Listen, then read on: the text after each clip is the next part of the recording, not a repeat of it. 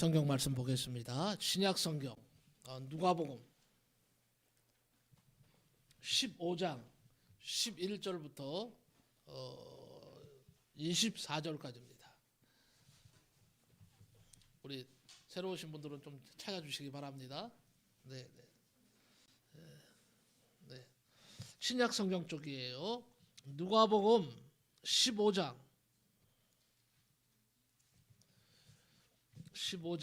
11절부터 24절까지 봅니다.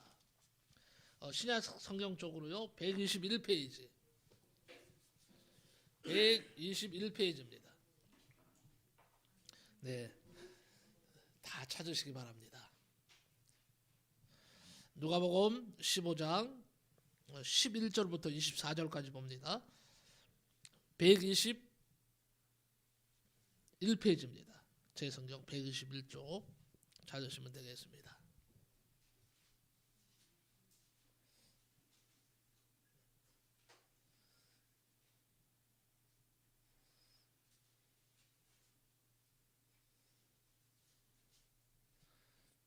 괜찮습니다. 다 찾으세요. 오늘 말씀이 너무 귀중한 말씀이고 일생에 한번 들을까 말까 하는 아주 귀중한 말씀이에요. 그래서 꼭 들으셔야 돼요. 네. 다 찾으신 줄 알고 11절부터 24절까지 교독합니다. 제가 먼저 읽겠습니다. 또 이르시되 어떤 사람에게 두 아들이 있는데 그 둘째가 아버지에게 말하되 아버지여 재산 중에서 내게 전함을 분깃을 내게 주소서 하는지라. 아버지가 그 삶을 각각 나누어 주었으니 그 며칠이 안 돼요. 둘째 아들이 재물을 다 모아가지고 먼 나라에 가 거기서 호랑방탕하여 그 재산을 낭비하더니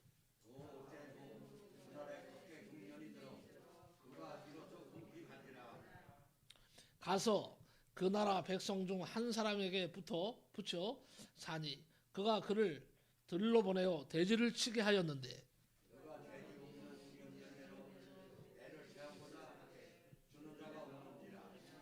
이에 스스로 돌이켜 이르되 내 아버지에게는 양식이 풍족한 품꾼이 얼마나 많은가. 나는 여기서 주려 죽는구나. 내가 일어나 아버지께 가서 이르기를 아버지여 내가 하나님과 아버지께 죄를 지었사오니 지금부터는 아버지의 아들이라 일컬음을 감당하지 못하겠나이다. 나를 품꾼의 하나로 보소서 하리라 하고 이에 일어나서 아버지께로 돌아가니라. 아직도 거리가 먼데 아버지가 그를 보고 죽으리 여겨 달려가 먹으라고 입을 맞으니 아들이 이르되 아버지 내가 하늘과 아버지께 죄를 지었사오니 지금부터는 아버지의 아들이라 일컬음을 감당하지 못하겠나이다 하나 아버지는 종들에게 이르되 제일 좋은 옷을 내 여장에 입히고 손에 가락지를 끼우고 발에 실을 신기라. 그리고 살찐 송아지를 끌어다가 잡으라. 우리가 먹고 즐기자. 이 내 아들은 죽어서 다시 살아났으며 내가 이런 자가 다시 못 얻노라 하니 그들이 즐거워하더라. 아멘. 읽느라고 수고들 하셨습니다. 오늘 저는 추수감사절 이웃 초청잔치를 맞이해서 오늘 누가복음 15장 11절부터 24절 말씀을 근거로 집을 나간 탕자여 돌아오라 제목으로 말씀 전할 때에 많은 은혜가 되시기 바랍니다. 한번 따라갑시다. 집을 나간 탕자여 돌아오라. 예.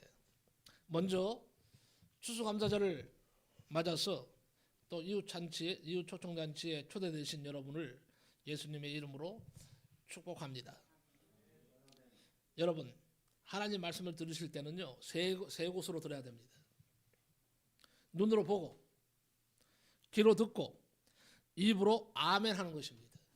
그래서 교회에서 아멘의 축복을 받으라 하는 이유는 뭐냐? 아멘은 하나님 앞에 그렇게 되기를 원합니다.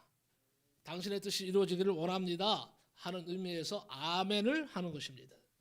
아무쪼록 아멘을 많이 하시기 바랍니다. 그리고 귀로만 들으면 설교 말씀이요 20%밖에 이해가 안 됩니다. 눈으로 봐야 됩니다. 그리고 입으로 아멘 해야 내 것이 되는 것입니다. 여러분 구슬이 서말에서 깨어야 내 것이라고 그랬잖아요. 예? 아무리 구슬이 많아도 깨지 않으면 그것은 내 구슬이 아닌 겁니다. 고기도 마찬가지예요. 며칠 전에 제가 참치회를 먹었는데요. 얼마나 맛있는지 계속 먹었어요. 근데 내 입으로 들어가니까 내 것 되는 거예요. 만약에 우리 김남영 사모가 여보 당신만 먹어? 그리고 내 입에 있는 걸 확 뺏어가면 내 거 안 되는 거예요. 내 입에 들어가서 내가 꿀꺽 삼켜야 내 것이 되는 거와 똑같습니다. 여러분에게 말합니다. 하나님의 말씀을 잘 들으면 앞길이 열립니다. 그 말씀을 믿으면 내 것이 됩니다. 소원이 있으신 분들, 사업이 잘 되기를 원하시는 분들, 앞길이 열리기를 원하시는 분은 특히 오늘 아멘 많이 하시고 돌아가시기 바랍니다. 예수님은요 능력의 하나님이십니다. 나는 길이요 진리요 생명이라고 말씀하셨어요. 이번에 예수님과의 만남이 한 번의 만남이 아니라 여러분의 일생을 바꾸는, 일생을 변화시키는 가장 값지고 큰 은혜 받는 기회가 되시기를 예수님의 이름으로 축복합니다. 종교개혁자 마르틴 루터가 있어요. 마르틴 루터는 이런 말을 했습니다. 하나님의 은혜는 소낙비와 같이 지나간다. 여러분의 소낙비가 한 방 확 지나가잖아요. 그와 마찬가지로 하나님의 은혜는 소낙비예요. 소낙비와 같아서 그냥 순식간에 지나가기 때문에 소낙이 지나갈 때 맞아야 돼요. 하나님의 은혜가 있을 때 받아들여야 돼요. 빗물은 낮은 데 고이기 마련이죠. 겸손한 심령이 되시기 바랍니다. 하나님은 교만한 자를 물리치시고 겸손한 자에게 은혜를 주신다고 말씀합니다. 금을 캐는 광부가 최선을 다할 때 노다지를 캐는 것처럼, 어부가 최선을 다할 때 고기를 많이 잡는 것처럼, 농부가 최선을 다할 때 많은 수확을 거두는 것처럼 내가 은혜 받고 내가 살고, 내가 은혜 받아야 내가 사는 거예요. 내가 살아야 가정이 사는 겁니다. 내가 섬기는 교회가 살기 위해서 여러분들은 큰 기대감을 가지고 항상 열심히 사시기 바랍니다. 오늘 말씀은 예수님이 사람들에게 비유로 하신 말씀이에요. 우리가 비유한다 그렇죠. 그래서 우리는 이 비유를 탕자의 비유라고 하는 것입니다. 탕자의 비유. 탕자가 뭡니까? 탕자. 예? 반갑지 않은 사람이에요? 방탕한 사람. 허랑방탕하게 사는 사람을 탕자라고 하죠. 정신 못 차리고 사는 사람들을 탕자라고 하는 것입니다. 누가복음 15장 오늘 말씀에 등장하는 이 비유는 탕자의 비유로 우리가 칭하면서 늘 집 나간 둘째 아들에게만 집중합니다. 하지만 사실이요, 이 비유의 제목은요 두 탕자의 비유가 맞습니다. 왜냐하면 둘째만 탕자가 아니에요. 첫째도 탕자예요. 하나는 집 나간 탕자, 하나는 집 안에 있는 탕자요. 그런데 사실은요 집 안에 있는 탕자가 더 무섭습니다. 하지만 오늘 저는 새로운 분들이 있기 때문에 집 안에 있는 탕자 얘기는 안 해요. 집 나간 탕자 얘기만 합니다. 그리고 우리 성도들에게는요 집안의 탕자라는 제목으로 말씀을 전하게 될 것입니다.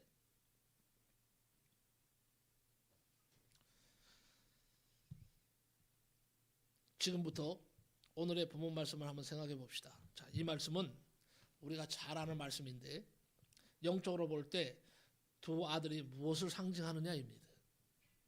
큰 아들은 이렇게 보시면 돼요. 자, 큰 아들은 뭘 비유했느냐? 큰 아들은 예수를 믿은 지 오래된 성도를 말합니다. 작은 아들은 늦게 뒤에 구원을 받은 새신자를 말합니다. 하나님의 집에 두 아들이 사는데 마치 에덴 동산에 사단이 들어와서 아담과 하와를 유혹한 것처럼 그 가정에도 사단의 시험이 들어왔어요. 사단은 우리가 예수 잘 믿는 것을 시기합니다. 그냥 두지 않습니다. 유혹을 합니다. 그래서 타락시키기 위해서 혈안이 되어 있습니다. 오늘 말씀도 둘째 아들이 시험에 들었어요. 시험에 빠져서 집을 나가서 탕자가 된다는 이야기로 시작됩니다. 그러면 왜 둘째 아들은 집을 나가서 탕자가 됐고 집을 나가게 된 동기가 무엇이냐? 오늘 그것을 밝히고자 하는 것입니다. 집을 나가게 된 동기는 뭐냐? 이 아들은 자유를 몰랐다는 거예요. 진정한 자유. 그러니까 자유를 남용했다는 것이죠. 오늘 말씀해 보니까 쉽게 얘기해서 내게 돌아올 재산을 달라는 거예요. 아버지한테. 갑자기 어느 날 이 둘째 아들이 찾아와서 아버지한테 아버지 나한테 줄 재산 있어요 없어요? 있지? 그래? 왜 그래? 그랬더니 네 그러면 일찍 주세요. 아버지가 내 재산을 일찍 주시면 내가 그 재산을 가지고 나가서 장사를 하든지 뭐 크게 일을 해서 한번 성공해 보겠습니다. 난 아버지에게서 독립하겠습니다. 그러니 지금 재산을 주십시오.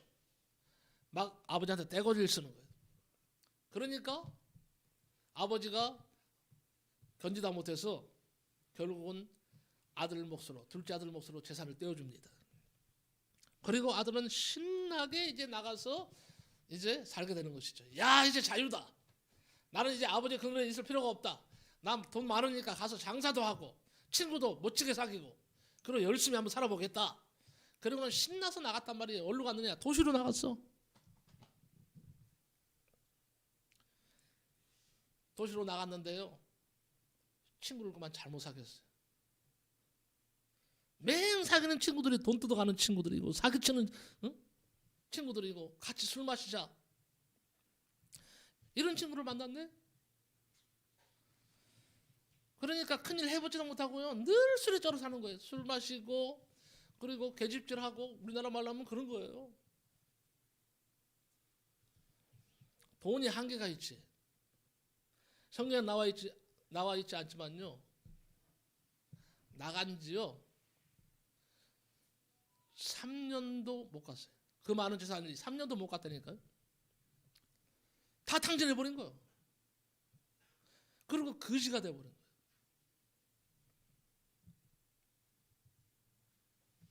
분명히 말했습니다. 아들은 내가 아버지를 떠나서 자유롭게 살겠습니다. 말을 했어요. 그런데 이 요청은요, 사실은 자유를 남용한 것입니다. 하나님이 인간에게 주시는 가장 고귀한 선물이 자유입니다. 이 자유를 하나님은 천사에게도 주시지 않았다 그랬어요. 얼핏 보면 천사가 사람보다 더 귀한 영으로 보이지만 그렇지 않습니다. 천사는 하나님이 부르는 종으로 지었어요. 천사는 하나님이 부르는 종입니다. 우리 인간은 뭐예요? 종이 아니에요. 하나님의 자녀로 지었습니다. 종과 자녀는 다른 것입니다. 종은요 자유가 없어요. 종이 자유가 있습니까? 주인이 시키는 대로 해야 돼요. 주인이 죽으라면 죽는 신용까지 해야 됩니다. 그러나 자녀는 달라요. 내 몸에서 나온 신분입니다. 자녀는 자유가 있어요. 요구할 권리도 있습니다. 누릴 권리도 자식에게는 있는 겁니다. 그러므로 성도의 자유는 하나님의 자녀로서의 특권이에요. 우리는 다 예수 안에서 하늘나라의 상속자인 것을 믿으시기 바랍니다. 이렇게 고귀한 자유를 가졌지만은 피조물은 하나님이 창조하신 피조물이기 때문에 하나님이 내신 법도 안에서의 자유이지 무제한의 자유를 하나님이 허락하시지 않았습니다. 여러분 말합니다. 기차는 아무리 좁아도 레일 위를 달려야 한다. 철칙이에요. 그래야 죄의 기능을 발휘할 수 있고 안전한 것이지. 좁은 레일이 싫다고 탈선하면 아무리 좋은 열차라도 그것은 고철이 되고 마는 것입니다. 아무리 그 사람이 공부를 많이 하고 여러 방면에서 훌륭하다 해도 신앙과 윤리를 떠난 사람은 탈선한 기차와 같아서 인간의 가치를 상실하게 되는 것입니다. 새는 공중에서 자유이지 물속에 들어가면 곧 죽을 것이고 물고기는 물 안에서 자유이지 물 밖에 나가면 곧 죽게 되는 것입니다. 다 알고 있지 않습니까? 성도는 하나님의 법도 안에서 자유이지 법도를 벗어나면 곧 죽게 됩니다. 예수님이 말씀하신 것을 기억하시기 바랍니다. 예수님은 포도나무 비유를 드셨습니다. 요한복음 15장 7절에서 14절에 보면 예수님은 포도나무라고 했습니다. 하나님 아버지는 농부라고 하셨습니다. 우리는 다 가지라고 했습니다. 나는 포도나무요 너희는 가지니 그가 내 안에 내가 그 안에 거하면 사람이 열매를 많이 맺나니 나를 떠나서는 너희가 아무것도 할 수 없음이라 그랬어요. 여러분, 많은 세상 사람들이요 하나님을 떠나 있습니다. 하나님을 별로 이렇게 소중하게 생각 안 합니다. 그러니까 결국 가서는요 망하는 거예요. 왜냐? 인간은요 하나님을 찾게 돼 있어요. 7절에 너희가 내 안에 거하고 내 말이 너희 안에 거하면 무엇이든지 원하는 대로 구하라. 그래야면 이루리라고 하셨어요. 여러분, 우리가 성도로서 해야 할 가장 중요한 일 가운데 하나는 포도나무이신 예수님을 떠나지 않고 딱 달라붙어 있는 것입니다. 그러면 언젠가는 꽃이 피고 열매 맺는 날이 옵니다. 여기 꽃들을 보십시오. 이거 우리 집사람이 한 거예요. 꽃꽂이를 한 건데 멋있죠? 근데 여기 앞에는 안 멋진 것 같아. 멀뚱멀뚱 쳐다보고만 있어. 멋있지 않아요? 자, 이게 지금 살아있습니까? 죽었습니까? 생화예요. 근데 이게 살았느냐 죽었느냐 이거예요. 지금 살아있잖아요. 그죠? 이건 죽은 겁니다. 왜 그런 줄 아세요? 이미 몸뚱에서 떨어져 나왔어. 이미 잘려서 나왔어요. 잠시 동안 생명이 붙어 있는 것뿐이지 이건 죽은 거예요. 여기서 뿌리가 내릴 수 있습니까? 다시 꽃필 수 있습니까? 이거는 치면 끝이요. 그냥 버리는 거예요. 이미 끝난 인생이에요. 이미 끝난 거예요. 이미 하나님을 떠난 사람들이 그와 같다는 거예요. 지금 살아있는 것 같아. 하지만 이미 죽은 겁니다. 왜? 하나님에게서 뿌리가 떨어져 나갔기 때문에. 오늘 그 사실을 꼭 알고 가시기 바랍니다. 네? 이건 중요한 거예요. 마찬가지예요. 오늘 탕자가 둘째 아들이 아버지의 자유를 남용했어요. 아버지의 자유를 깊이 인식하지 못했어요. 아버지 안에 있어야 사는 건데 아버지 바깥을 떠나버렸어. 그러니까 뭐예요? 세상 나쁜 친구들을 만나서 재산 다 탕진해버렸어요.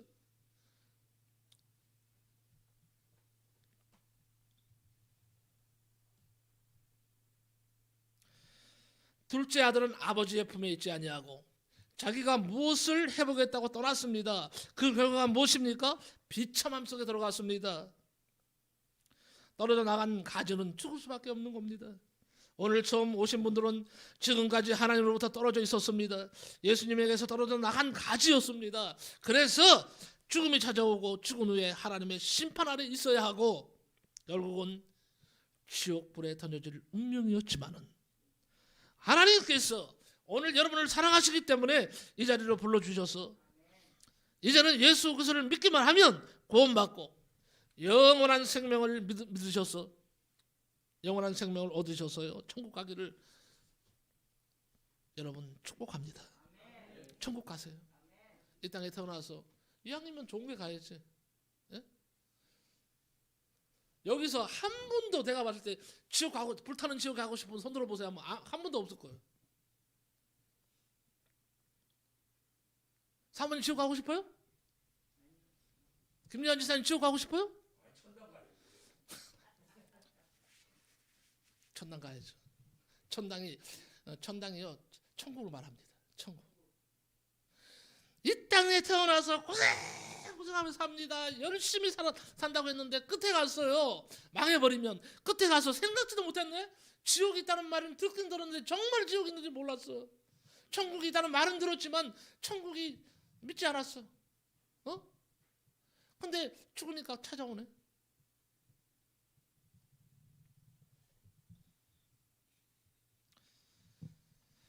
둘째로요 집을 나간 동기가 뭐냐? 생의 목적을 몰랐어요. 이 둘째 아들은 생의 목적, 살아야 하는 목적이 무엇인지를 몰랐단 말입니다. 내게 돌아올 재산을 주소서 하고 이 말은 물질을 요구한 것입니다.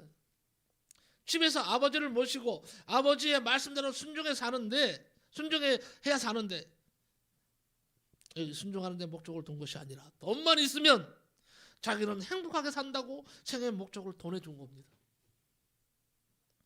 여러분 돈에 매이면 안 됩니다. 돈의 노예가 되면 안 됩니다. 불행한 삶을 살게 됩니다. 돈은 좋은 것입니다. 나도 돈 많으면 좋겠어요. 그러나 돈은 생의 수단이지 목적은 아닌 거예요. 이걸 착각해서는 안 돼. 돈이 목적이 되면 수전도가 됩니다. 그러나 돈이 생의 수단이라고 생각하는 사람들은 이 돈을 활용해서 아름다운 일을 합니다. 하나님은 당신의 영광을 위해서 우리 인간들을 창조하셨습니다. 그러므로 우리가 하나님을 영화롭게 해드릴 때에 우리 자신도 영화롭게 되는 것입니다. 우리가 하나님이 창조하신 목적대로 살아서 하나님을 기쁘게 해드릴 때에 하나님도 우리를 사랑하시고 기뻐하시고 축복하신다는 그런 말입니다. 인간이 하나님이 창조하신 목적을 벗어날 때 그 사람은 버림받을 수밖에 없는 것입니다. 누구나 태어날 때는요, 빈손으로 두 주먹을 불끈쥐고 옵니다. 욕망을 가지고 옵니다. 그리고 한평생 자기 능력껏 힘껏 물질, 권세, 지위, 명예를 다 차지하려고 합니다. 그러나 임종할 때는 쥐었던 손을 펴고 죽는답니다. 다 넣고 간다는 뜻이죠. 여러분, 죽는데 금은보화 싸들고 가는 사람 있어요? 이것만 봐도 아시잖아요. 없어요. 빈손으로 왔다 빈손으로 가는 것이 인생이요. 사는 날 동안에 열심히 돈 벌어서 살다가 나중에 놓고 가야 돼. 응? 돈이 내 인생 전부를 책임지지 않습니다. 영원히 나를 살릴 수도 없습니다. 미련한 사람은 죽을 때 깨닫고 지혜로운 사람은 미리 깨닫는답니다. 영국의 어떤 부자는 목사님을 모시고 임종 예배를 드리는데 목사님이 그 영혼을 하나님 앞에 부탁드리려고 부자의 손을 꼭 잡자 있는 힘을 다해서 뿌리치더랍니다. 기도를 거절하더라는 거예요. 그리고 운명하고 말았어요. 잠시 후에 손이 펴지는데 그때의 비밀 금고의 열쇠가 바닥에 툭 떨어지더랍니다. 사랑하는 아내나 자식에게도 보여주지 않고 아무도 모르게 간직한 비밀 금고 열쇠였어요. 열고 보니까 한쪽 칸은 금은보화로 가득 차 있고 한쪽 칸은 고액권 지폐로 가득 차 있었답니다. 아마 그 부자는 황금이 사후에 천국문을 열 것으로 아마 생각한 것 같아요. 그러나 죽음 앞에 황금과 돈은요, 하나의 휴지조각에 불과합니다. 이걸 아시기 바랍니다. 세 번째는요, 집을 나간 것은 아버지의 참사랑을 몰랐기 때문에 나간 거예요. 호랑방탕했다는 말은 부모의 사랑을 떠나서 세상의 더러운 욕정과 정력과 사랑에 빠졌다는 말입니다. 일본의 유명한 내촌감삼 목사님은요, 인간의 사랑을 그림자 사랑이라고 했어요. 그림자 사랑. 인간의 사랑은 그림자 사랑이래요. 무슨 말인가? 그림자는요, 해가 밝게 떠야만 생기는 것이지 구름만 껴도 생기지 않습니다. 내 환경이 좋고 수입이 많고 좋아야 친구가 있고 애인도 있는 것이지 어려우면 친구도 없어요. 그것이 바로 그림자 사랑입니다. 그러나 부모님의 사랑은 그렇지 않습니다. 자식이 병들거나 못 살거나 범죄했을 때 부모의 사랑이 더 애절해집니다. 하나님께서 이와 같이 우리를 사랑하십니다. 여러분, 10손가락 깨물어 안 아픈 손가락이 어디 있겠습니까? 그러나 그 중에 더 아픈 손가락이 있더라 하는 거예요. 이따 얘기하겠지만 아픈 손가락이 있어요. 자식들 가운데 더 부모의 가슴을 아프게 하는 자식이 있어요. 그런데 이 둘째 아들은 그 부모의 사랑을 버리고 그림자 같은 세상의 사랑을 따라간 것이 잘못이에요. 성경을 보면 우리가 아직 연약할 때에, 우리가 죄인 되었을 때에 하나님께서 그 외아들을 보내사 우리를 구원하셨다고 말씀합니다. 우리가 범죄할 때, 악할 때 하나님의 사랑은 더 뜨거운 것인데 이 탕자는요, 그걸 몰랐어요. 그래서 참 자유가 무엇인지, 참 생의 목적이 무엇인지, 참 사랑이 무엇인지 모르고 세상으로 달려갔습니다. 그 결과 호랑방탕했습니다. 이제는 궤도에서 벗어난 열차처럼 하나님도 부모도 신앙도 없이 제 마음대로 뭐든지 했습니다. 오늘 이 자리에 나오신 분 중에 이렇게 방탕한 생활을 하다가 이 자리에 나오신 분이 있다면 오늘 하나님 앞에 회개하시기 바랍니다. 하나님께서 회개하는 당신을 품에 안아 주실 것이고 새로운 길을 열어주실 것을 나는 확신합니다. 마침내 집 나간 둘째 아들에게 흉년이 찾아왔어. 기어코 올 일이 오고 말았다 이게요. 사단 마귀의 나라에는요 언제나 흉년만 있습니다. 물질의 흉년, 건강의 흉년, 애정의 흉년, 가정생활의 불화가 찾아옵니다. 히브리서 12장 5절에 보면요, 사랑하는 자를 징계하시는데 처음에는 작은 흉년이 들게 하고 그 다음에 회개하지 않으면 더 큰 흉년이 들게 하고 마지막 3단계에는요 회개하지 않으면 아주 데려가십니다.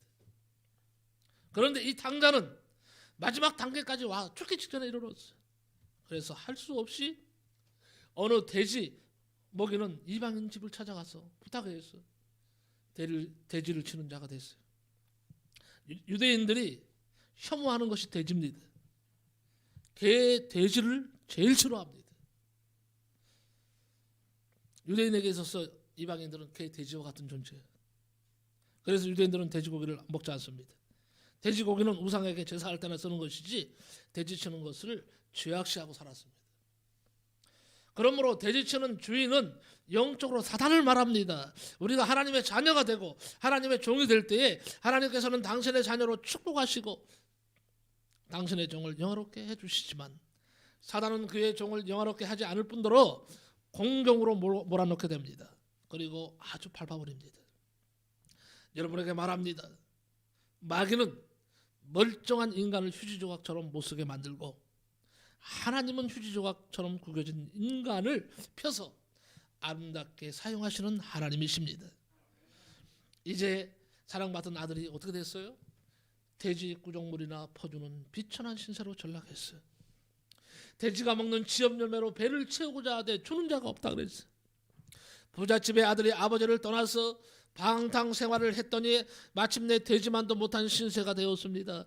성도는 예수님 말씀대로 온 천하보다 귀중한 존재이지만은 구원 못 받은 죄인은 지옥 쓰레기 더미 속에 들어갈 물건밖에 되지 않습니다. 이 당자는 부잣집 아들이었지만 결국 지옥의 쓰레기로 변했어요. 그런데 감사한 것은 죽기 직전에 자기 자신을 돌이켰다는 겁니다. 돌이켰다 하는 말은 제정신이 돌아왔다는 뜻이에요. 다시 말하면 그릇된 자유에 물질에 이성에 미쳐서 정신을 잃어버리고 살다가 죽게 되자 제정신이 돌아왔다는 말이에요. 오늘 제정신이 아닌 분들 하나님 앞에 지은 죄를 다시 한번 회개하시기 바랍니다. 풍랑으로 인해서 배들이 항구로 돌아오는 것처럼 이 탕자는 죽게 되었을 때 돌아왔어요. 미친 사람은 자신이 미친 줄을 모릅니다. 당신 미쳤습니까? 안 미쳤다고요? 당신 미쳤지? 말하면요, 내가 왜 미쳐? 당신이 미쳤지? 이렇게 말을 하죠. 이 사람은 절대 안 미친 거예요. 근데 어떤 사람은 이렇게 말합니다. 내가 미쳤어요. 내가 미쳤지. 이렇게 막 울부짖습니다. 자, 이 사람은 미쳤을까요? 안 미쳤을까요? 이 사람은 안 미친 거예요. 응? 오늘날 세상 사람들은 전혀 죄의식이 없습니다. 그러나 탕자처럼 깨달으면 돌아옵니다. 태양을 등지고 사는 사람들은 언제나 가슴속에 검은 그림자가 남게 됩니다. 근심이 남습니다. 걱정, 괴로움, 아픔이 떠나지를 않습니다. 죽어서가 아니라 살아서 지옥의 고뇌를 당하게 되는 거예요. 그러나 내가 어디까지 갔든지 간에 비록 지옥의 무덤까지 갔다 하더라도 하나님을 향하여 방향을 틀기만 하면 그렇게도 나를 괴롭히던 그림자는 호련히 사라져버리고 강명한 빛을 하나로 안고 걸어갈 수 있는 것처럼 내 마음에 하늘의 영광빛이 비치게 됩니다. 내가 천국에 갈지 지옥에 갈지 죽어봐야 알겠다고 하는 사람은 죽어봐야 지옥 갑니다. 내가 예수 믿고 구원받고 보니까 내 마음에 기쁨과 즐거움이 넘치더라 하는 겁니다. 여러분, 마지막으로 한번 말씀드려보겠습니다. 여러분, 오늘 밤에 죽어도 천국 갈 자신 있습니까? 오늘 밤에 죽어도 천국 갈 자신이 있습니까? 무슨 근거로? 도대체 무슨 근거로 아멘이에요? 천국 갈 수 있는 방법을 알려드릴게요. 천국 갈 수 있는 비결이 있어요. 나는 곧 길이요 진리요 생명이니 나를 통하지 않고는 아버지께로 갈 자가 없다 그랬습니다. 이 예수님을 내 마음의 구주로 구원자로 모시기만 하면 우리는 다 예수님에 의해서 천국 갑니다. 내 공로가 아니에요. 오늘 예수님을 내 마음에 영접하세요. 주 예수를 믿어라. 그래야만 너와 내 집이 구원을 얻으리라 그랬습니다. 오늘 처음 나오신 분이 계셔서 제가 예수 믿고 목사가 된 것을 간증하고 마칠까 합니다. 우리 집은요, 우상을 섬기던 집이었습니다. 무당을 섬기던 집이었어요. 우리 어머니는요, 무당은 아니시지만 반무당이에요. 저는 어머니가 어릴 때 둘이 있었어요. 나를 낳아주신 어머니, 무당 어머니.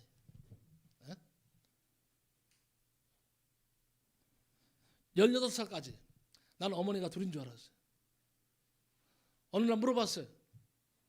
엄마, 나는 왜 어머니가 둘이요? 여기 가도 내가 네 엄마라고 그러고 저기 가도 내가 네 엄마라고 그러는데 누가 내 엄마야 도대체? 막 따졌어요 엄마한테. 그랬더니 말씀하시는 거예요. 널 어릴 때 무당 언니한테 팔았다. 너 잘되게 하기 위해서.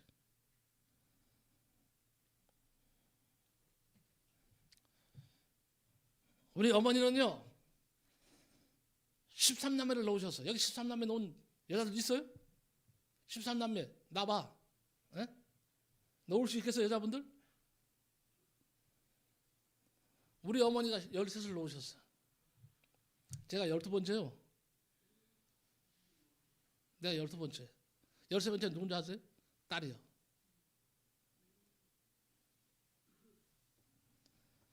그런데 그 넷만 살고 다 죽었어. 네? 넷만 살고 다 죽었어. 왜 맨 위로 누님 둘 살고 맨 끝으로 둘 살고 나 가운데는 다 몰살이에요. 여러분 무당 믿지 마세요. 네? 무당이 내 양어머니였다니까. 18년 동안 나를 위해서 매일 밤 12시 시성으로 구슬을 했대.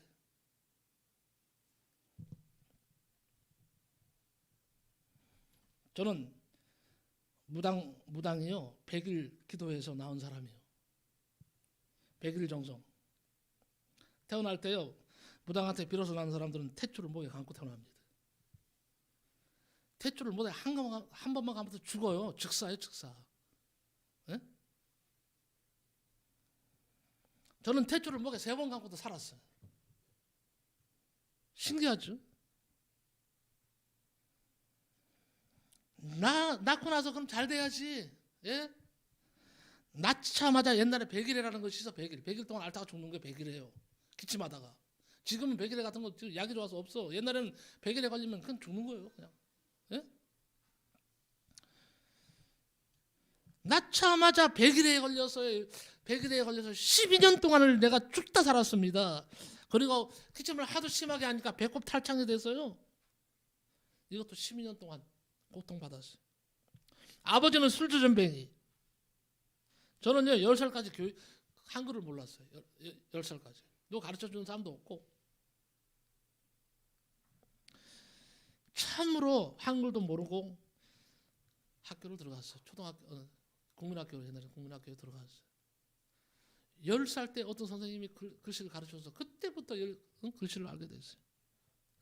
주위에 항상 내 주위는 바보 천치라는 말이 떠나질 않았어요. 바보 천치. 어떤 선생님은 너 같은 놈은 차라리 태어나지 않았으면 좋았을 뻔했다. 대못을 박았어요. 성적이요 늘 꼴찌야.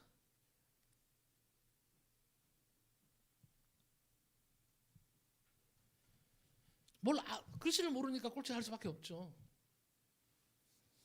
산수도 못하죠. 글씨를 모르니까 아무것도 못하는 거예요.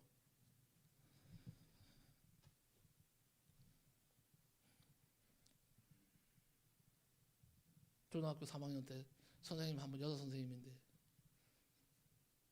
그 선생님이 나를 불쌍히 여긴 것 같아요. 그 당시에 내가 생각해 보니까 이분이 아주 가정이 이루지 않은 처녀셨는데 어느 날 캐시가 너 우리 집에 갈래? 지금도 생생해요. 왜요? 그랬더니 너 오늘부터 내가 우리 집에 데리고 와서 좀 글씨 좀 가르쳐주고 또 선생님하고 같이 저녁도 맛있게 먹고 그리고 내가 집까지 데려다 줄게. 이 선생님이 1년 동안 저를 가르쳤어요. 수업이 끝나면 야 운동장에서 놀고 있어. 선생님이 퇴근하면 나 손붙잡고 가는 거예요. 집에. 그리고는 글씨를 알려주시는 거예요. 1년 만에 글씨를 터득했어요. 4학년 때부터 좀 재밌더라고. 그래도 뭘 아니까, 글씨를 아니까.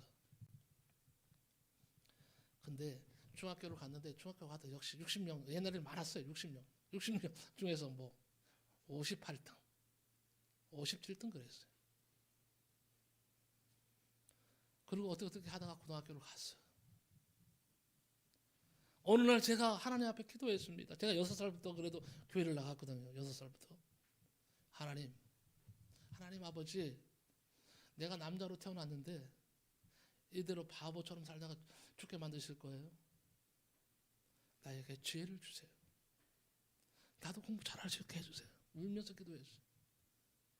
나도 공부 잘하고 싶어요. 하나님은 살아계신다고 했는데 정말 하나님이 살아계시다면 나에게 지혜를 주세요. 나도 공부 잘하게 해주세요. 공부를 잘했을까 못했을까요?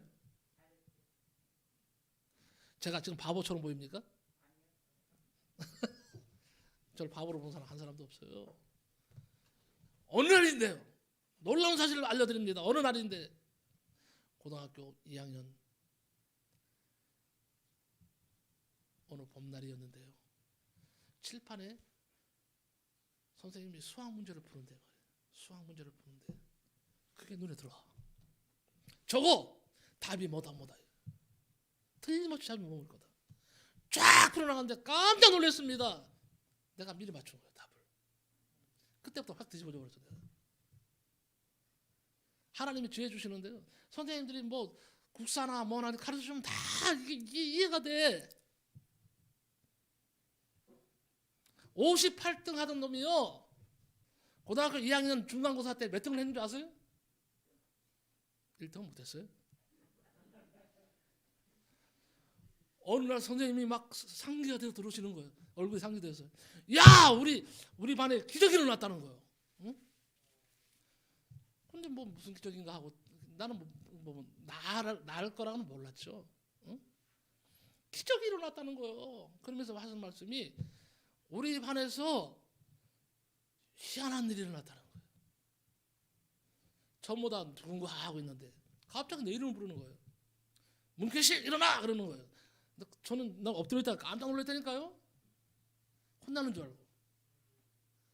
그랬더니 괴식이가 2등했다 그러는 거예요. 반에서 2등했다는 거예요. 예? 친구들이 눈이 동그래졌습니다. 친구 한 사람도 없었어요. 그전에는. 반에서 2등 하니까 나 뒤집어져 버렸어요. 선생님들도요. 맨날 지나가면서 아유 공부도 못하는 놈. 옛날 그랬잖아요. 톡 머리 괜히 때리고 말이에요. 잘못하는 것도 없는데. 그러던 선생님들의 시선이 달라졌어요. 야, 꼴찌하고 내가 꼴찌하고 2등하고 그렇게 달라지는 거 처음 봤어요. 대우가 달라. 선생님들이 가는 선생님마다 다 아이고 뭐 이놈 공부 잘하는 놈, 어이구 이뻐, 어이구 이뻐. 교무실 청소할 일이 있어도 내가 가면요. 아야 넌 청소하지 마라. 야 다른 놈 와서 해. 빼줬어요. 그 이후에요. 제가 고등학교 졸업할 때까지 10등 밑에 내려간 적이 없어. 하나님이 그렇게 만들어 주시더라. 그 이후에 군대 가서 내가 신학을 하고 목사가 됐지만 저는요 하나님이 그렇게 축복을 주시더라. 저는 대학 나왔습니다. 대학 원로 나왔습니다. 하나님께서는 초등학교부터 전 과정을 다 공부시켜 주셨어요. 국민학교, 중학교, 고등학교, 대학 4년 과정. 제가 기독교 교육과를 나왔거든요. 대학원은 저 합신 대학원에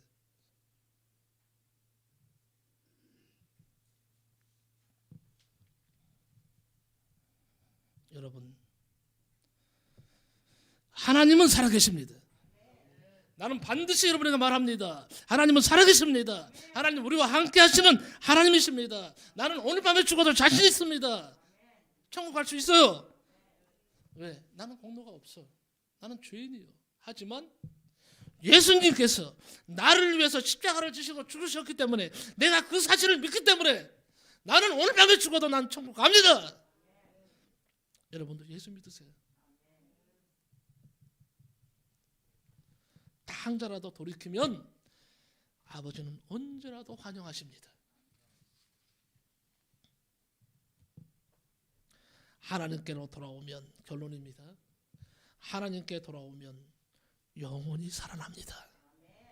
하나님을 떠나 있는 동안에는 형통할 수가 없습니다. 마치 우리의 영혼은 메마른 사막을 걷는 것처럼 항상 시달리게 됩니다. 어떠한 물질적인 부여로도 만족시킬 수 없고, 어떠한 명예도 즐겁게 할 수가 없습니다. 진정한 영혼의 살 길은 하나님께로 돌아올 때만 가능합니다. 회개하는 자를 하나님은 긍휼히 여기시고 사랑하십니다. 아버지이신 하나님께서 우리를 향하여 오늘도 애타게 돌아오라 사랑하는 딸아, 오늘도 돌아오라 사랑하는 아들아 부르고 계십니다. 이미 더러워진 존재임을 아시면서도 다시 그대를 가지고 용서하려고 초청하십니다. 심판하지 않으시고 애타게 하나님은 오늘도 나를 찾으십니다. 여러분을 찾으십니다. 부디 하나님께로 돌아오시기 바랍니다. 독생자 예수 그리스도를 희생하는 값을 치르신 하나님을 여러분 오늘부터 바라보시기 바랍니다. 하나님의 용서는 값싼 것이 아닙니다. 비싼 값을 치르고 용서하시는 하나님의 품으로 오늘 여러분 돌아오시기 바랍니다. 이와 같이 죄인 한 사람이 회개하고 돌아오면 하늘에서 회개할 것 없는 의인 99사람을 인하여 기뻐하는 것보다 낫다는 주님의 말씀대로 우리는 주님의 사랑받는 자녀로 살아갈 수 있기를 예수님의 이름으로 간절히 축복합니다. 기도합니다. 고마우신 하나님 감사합니다. 집 나간 탕자여 돌아오라. 오늘도 애타게 탕자를 기다리시는 하나님. 사람들은 하나님의 부르심을 모릅니다. 하나님의 애타게 찾고 있는 것도 모릅니다. 막 살아갑니다. 그러다 어려운 일을 당합니다. 아버지 하나님, 오늘 이 자리에 나온 심령들 하나님 사랑하시고, 비록 탕자라 할지라도 탕자가 아버지를 그리워하며 집으로 돌아갔을 때 아버지는 내 잃은 아들을 찾았다고 기뻐하며 잔치를 베푸신 것처럼 하나님이 기뻐하시며 그 영혼을 맞이하실 줄로 믿습니다. 하나님, 사랑하는 주의 백성들 저들을 기억하여 주옵소서. 예수